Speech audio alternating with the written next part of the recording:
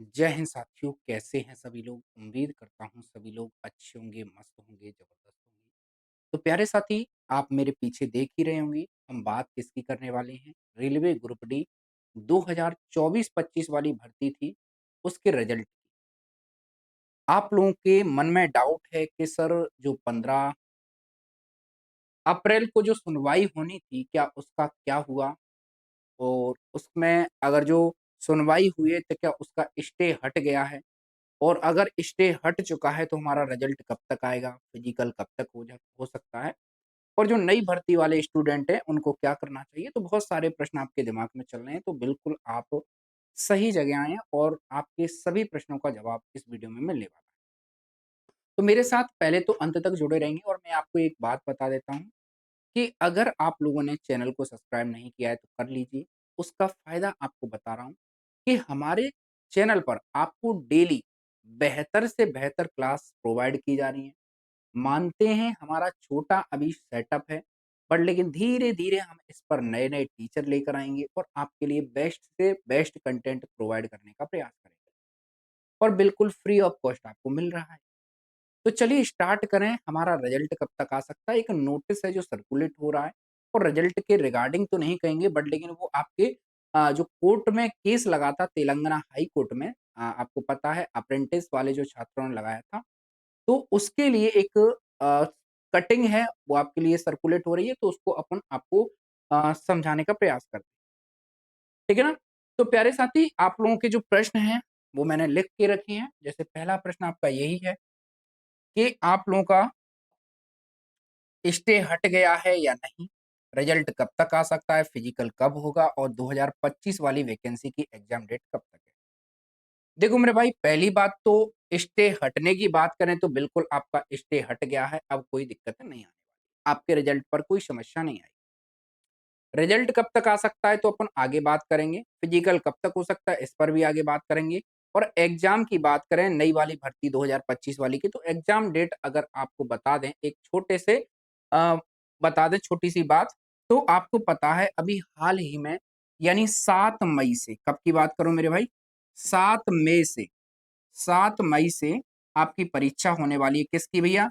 NTPC UG की, NTPC UG की। तो कहने का मतलब ये है कि अभी तो बिज़ी है, अभी तो बिज़ी है, फिर उसके बाद आपको पता है और भी भर्तियाँ हैं तो उनके एग्ज़ाम होंगे, तो उसके बाद रेलवे ग्रुप डी का परीक्षा होगा। तो एक अभी तो समय मुझे लग रहा है लगभग 2 से 3 महीने आप मान के चल सकते हैं, तो आप लोग अपनी तैयारी तो करते ही रहेंगे। हमारी जो बात है उस पर अपन चलते हैं आगे। प्यारे साथी, एक ये कटिंग है जो आप लोगों को दिखाई दे रही है, इस कटिंग में क्या बोला गया है उसको मैं समझाने का प्रयास करूँगा। जैसे यहाँ लिखा है प्लीज़ टू वैकेट द, यानी इन अंतरिम कह सकते हो या interim order passed by this honourable, honourable था कोर्ट इन आईए नंबर इतना था, इन बीडब्ल्यूपी नंबर इतना है, फिर आपसे बोला गया है dismiss the writ petition and pass. यानी इसमें मैंने हिंदी में कन्वर्ट किया ताकि मैं अच्छे से एक्सप्लेन कर सकूं कि आदेश रद्द करने का अनुरोध किया गया है भैया।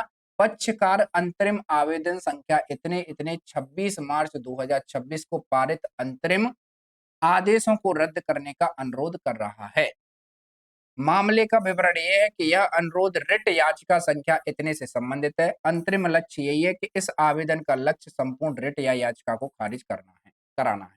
तो कहने का मतलब ये है कि जो आपका स्टे था वो तो ऑलरेडी हट चुका है। इसमें अब कोई समस्या नहीं आएगी किसी को।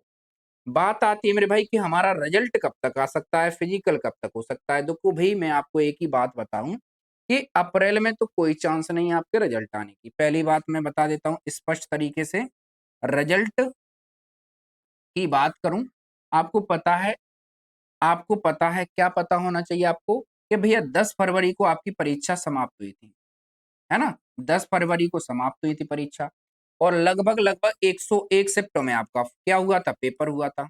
अगर मैं बात करूँ पेपर की, तो 101 शिफ्टों में, यानी पेपर की बात करें भैया, पेपर की बात करें तो 101 शिफ्टों में आपका पेपर हुआ था।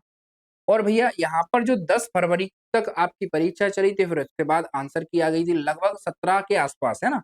17 के आसपास आपकी आंसर की आ गई थी, ठीक है ना? तो आप खुद देखिए मेरे भाई, अगर 17 के आसपास आंसर किया ये तो 101 शिफ्ट में अगर कोई ऑब्जेक्शन करता है तो बहुत एक लंबा अच्छा खासा डांटा भी पहुंचता है, तो उसको एनालिस करने में समय लगा होगा, है ना?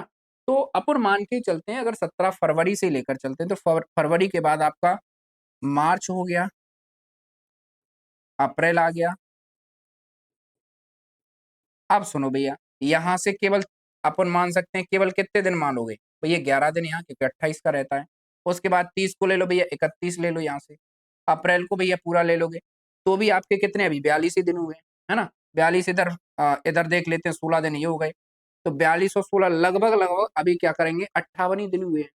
तो आपका जब भी रेलवे का जो रिजल्ट जारी हो रहा है, अगर प्रीवियस ट्रेंड देखें, तो लगभग-लगभग देखा जा रहा है कि 75 से तो अधिक दिन हैं और 90 से कम दिन हैं। तो 75 से लेकर 90 दिन के बीच में आपका रिजल्ट जारी हो रहा है। तो हम भैया एक्सपेक्टेड डेट मान के चलेंगे। अगर मैं यहाँ पर पूरा 30 इसका ले लेता हूँ, तो भैया यहाँ पर अगर देखते हो तो 60 और तब भी हमारा 71, तो हम भैया जून में यानी मई के महीने में मान सकते हैं। मई में हमारा रिजल्ट आ सकता है। अब कब आ सकता है? तो भैया आप एक्सपेक्टेड डेट मानेंगे भैया, यानी मिड मई में। मिड यानी कह सकते हो यानी 15 मई के बाद रिजल्ट जाने की पूरी संभावना है। फिजिकल की बात करें मेरे भाई, अगर मैं फिजिकल की बात करूं मेरे भाई, अगर फिजिकल की बात करूं तो फिजिकल आपके चांस हैं पूरे जून में होने के। कब की बात करो मेरे भाई?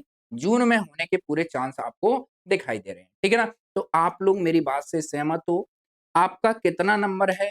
आप कमेंट कर सकते हैं। आपका जो भी डाउट हो आप लोग कमेंट कर सकते हैं। मिलते हैं नेक्स्ट अपडेट के साथ, तब तक के लिए जय हिंद।